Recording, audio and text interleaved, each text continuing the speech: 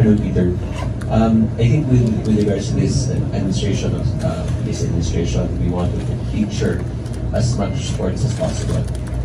We know that in the Philippines, basketball and volleyball is very popular. We do have 3x3 basketball for this edition. But your question about Courage and some of the other sports, breaking, some of these sports have been already in Batang Pinoy. Yes. So parang yung ginagawa natin, medyo binabalasa natin yung sports based on, let's say, also the facilities available, what PSC and the LG can execute.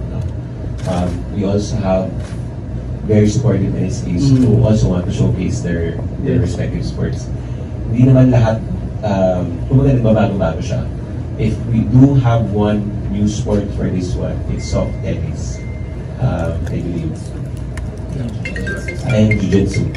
So in jiu-jitsu, we do have like a number of 150 athletes, and for a first-time sport, that's a good number.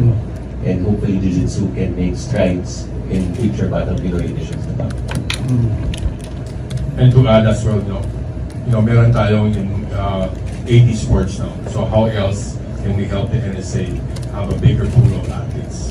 It will be all included in our program. So ang ginagawa namin, dinadahan-dahan namin. Slowly every year.